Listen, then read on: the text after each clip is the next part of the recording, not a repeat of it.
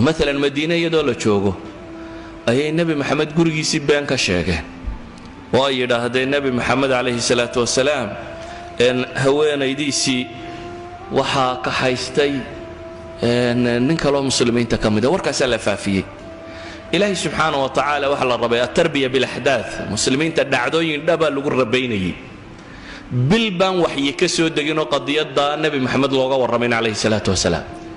أو نبي محمد تشيق بديني أو دك وحويديني وربرسيد لطاي سيو حجرا علي لطشري أسامة لطشري بريرة وحويدي وارنك كوري سنيو حد بين نبي كقاعد انتو مساجد كاستاغينو يراهدو يا معشر المسلمين منبر كنتو نبي قفولي او الهي اماني ايو صحابتي سي الله هدي وخلي ور مسلمين من يعذرني من رجل قد بلغني عنه اذاه في اهلي وريا ايغا عذر دار يا ايغا قبانا يا ابو نبي محمد لي نين دبتيسو اي غوريغي غاداي نبي محمد با كشيغانيا او منبر كفوشن والله هذا يا صحابتي سيو وحلي وارنين دبتيسو غوريغي غاداي يا ايغا قبانا يا ابو نبي غلي عليه الصلاه والسلام الهي بان ku dhaartay reerkayga inaanan wax khayr mooyane wax kale ku ogeyn ninka ay wax ka sheegayaana khayr mooyane wax kalena kuma ogi gurigaygana waligii ma gelin isagoo aniga ila socda mooyane ayaa iga qabanaya saxaabi baa istaagay Sa'd ibn Mu'adh la yiraahdo wuxuu ilaahay rasuulkiisiyo hadduu reerkayga yahayna reer buu madax u yahay markaa hadduu reerkayga yahayna aniga wax ka qabanaya hadduu reerka kale yahayna nafar waa dilaynaaye hadduu wax tiraahdaa shaqaha laga qabta annaga ka qabanaynee saxaabi kalaaba tii qabyaalada hayd intay ku kartay ayuu istaagayo wuxuu yidhi wallaahi waa beentahay waxaad sidaa u leedahay waxaad ogaatay inaanu reerkiina ka mid ahay ninka laga cabanaya mana dili kartid waxna kama qaban kartid dabeetana saxaabi labaad baa istaagay Usayd ibn Hudayr baa istaago wuxuu yidhi wallaahi waa beentahay waa dilaynaa shaqana waa ka qabanaynaa wa innaka munaafiqun tujaadilu canil munaafiqiin adna munaafiq kala tahay munaafiqiinta u doodaya dabeetana waaba la isku oogsaday bal qiyaas nabi maxamed oo minbar fuushano ninka cabanaya oo saxaabadiina isku oogsatay waa shaqadii munaafiq u qabtay dadaan nabi maxamed la joogin markaas ay u galayeen waa casarka isweeraraan maadaama aanay nabina haysanin cid xakiim oo dadkan kala qaban kartaana iskaba yar tahay hadduu harag shabeelkiisaasi gashado in yaroo fudud buu dhagaa isugu wada gelin karaa sidaa ogeed buu nabigu calayhi salaatu wasalaam wuxuu gaadhay qadiyadii kale intuu joojiyaba inuu dadka aamusiiyo oo yidhaahdo war bal aamusa saxaabada kala dejiyo arrinku ninkii laga cabanayaba inuu dhaafo ay noqoto in saxaabadii nabi maxamed la kala badbaadiyo oo lagu kala badbaadiyo munaafaqa kani shaarkan uu gashaday odaynimo iyo sidan uu dhaqmay iyo mushkiladatan taa macnaheedu waxay tilmaamaysaa munaafaqu khatarta uu ku leeyahay bulshada muslimka ah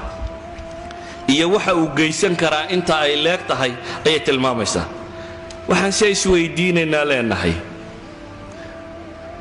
sifaadkaasi munaafiqiinta ee quraanku wax badan ka sheegaya midhadh yarna aan ka soo qaatay haddaynu inagu nafaheena kaba khallisno si ay dhacayso kollayba qaar wataa inay joogaan sidee loola dhaqmayaa dadka badh bay u muuqataa ciddii laga cawdaba in hal bamoo yar madax lagaga dhufta aakhiraha qabtee laakiin waxaynu u baahanay inaynu dib ugu noqonno nabi muxamed calayhi salaatu wasalaam bulshada kuwaasi ku jiraan buu waday horta marka koowaad bulshada qabaa'il kale reeraa leh noocaasiya bulshadaasi munaafiqiinta wadatay caynkaasiya bulsho arkaan ahlul iimaan oo waaweynina ay ku jiraan iyo cumar iyo abubakar iyo rag la mid ay ku jiraan siduu la dhaqmay baa isweydiin leh nabigu calayhi salaatu wasalaam haddaynu isla qisadan dib ugu noqonno غزوة بني المصطلق أو المريسيع مريسيعنا وعيلكي لقى عبيي مصطلقنا وقبيل كلمة عيسي أما ريرك غزوة الله مقدر أما عيل كودي الله مقدر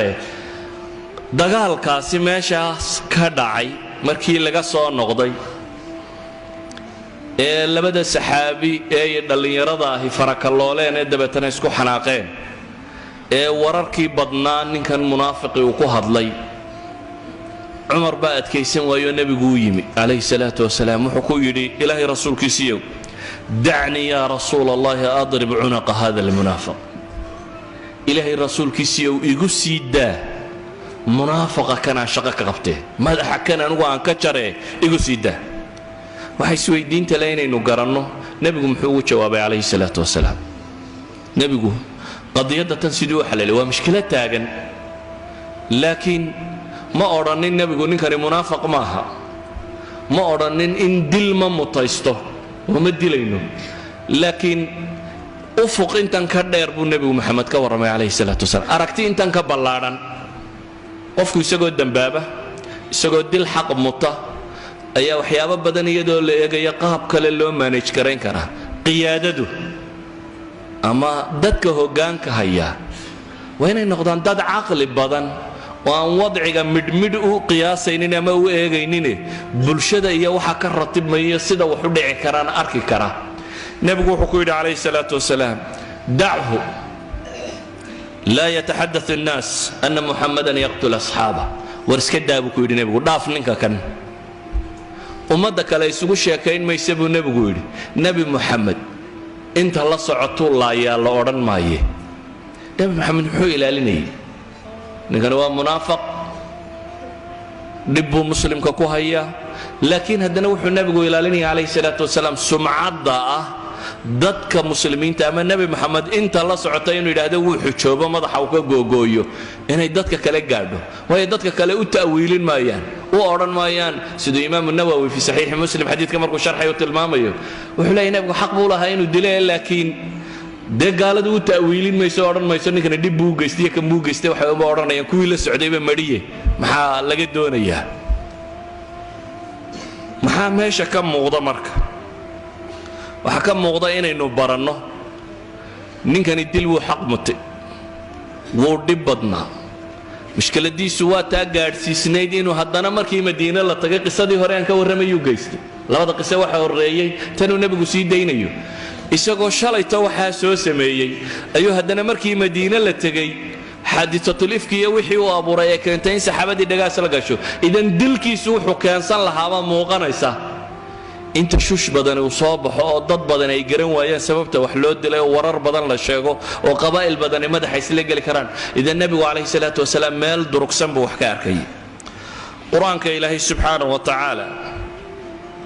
waxa uu inoo tilmaamayaa maalan 3 aayadood oo qur-aanka ka mid ah waxay sheegayaan munaafiqiinta sida loola dhaqmayo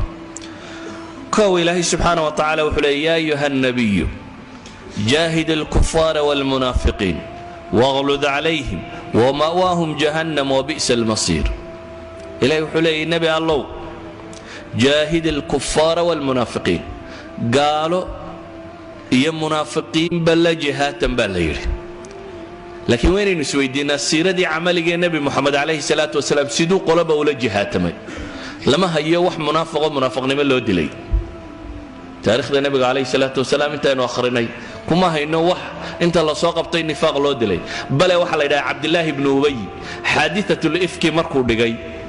saxaabadii iyagu saxaaba ahaa iimaanku dhabta ka ahaa laakiin uu ninkani hadateeliye gafka galay waa la jeedalay oo iyaga xadul qadfi baa lagu qaaday laakiin hatta culimada taariikh ma sugayaan in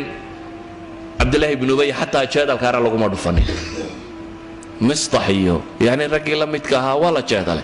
لكن عبد الله بن أمية حتى جادل كاسكم دعين وحلت الماما يمركا سيدو ولا دغمي وحول دغمي بين لنا سيدا سولي دعه لا يتحدث الناس ان محمدا يقتل اصحابه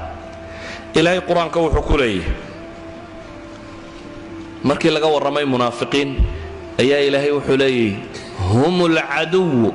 fahdharhum marka koowaad ilaahay wuxuu ku tilmaamay hum al adu khabariyo mubtadi baa loo kala horeysiyo culamaa ilbalaaqa waxay sheegi jireen wixii xagga dambe mari jiray haddii xagga hore la keeno qisadka xagga hore loo mariyo waxaa ka mid ah in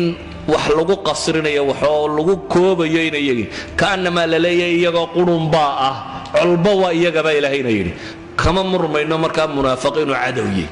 ilaahay baa wuxuu leeyahay humul cadow colba waa iyagaba la leeyahay subxaana wa tacaala gaalba colka ka weyni ee ka soo ka maray ee ka khatarsan ee naarta halka hoosaysa galaysa waa iyagaba ilaahay yidhi garannay maxaynu ku samaynaa markaa ilaahay wuxuu yidhi faxdarhum ka digtoonaada waa inaad nolosha manage garayn kartaa waa inaad caqliyad isticmaali kartaa inaad isna hayn karto dadka muslimiinta aanu ka fitnayn karin dibtu gaalada kaaga geysanaya warku ka geynaya waxana aad manage garayn karto waa inaad contain garayn kartaa al-ihtiwa hay'alamadu yiraahdaan waa in lagu la dhaqmi karaa siyaasatul ihtiwa munaafiqiintu jihaadkii nabi maxamed raaciye iyadoo loogayay inuu munaafiqiin yihiin waa kuwii qasbatu tabuuk intay nabiga raacaan akhrinayay waxaan la akhrinin ilaahay iyo rasuulkiisa iyagoo ku jeesjeesaya ku dheeldheelaya bay socdeen waayo sifaadka nifaaqa waxaa ka mid ah waxaan kaftan gelin bay kaftan geliyaan kaftanka kuma jiraan ilaahay iyo rasuulkiisa iyo kitaabka quraan iyo diinta wax lagu kaftamaba maaha baabka kaftanka la yidhaahdo ma galaan laakiin munaafiqu wuxuu ka dhigaa wax la iskaga kafkaftamo lagu cayaaro ilaahay baa wuxuu leeyahay isagoo iyaga ka warramaya wala in sa'altahum la yaquulan inama kunna nakhuudu wa nal'ab qul abillahi wa aayaatihi wa rasuulihi kuntum tastahzi'uun waxay odhanayaan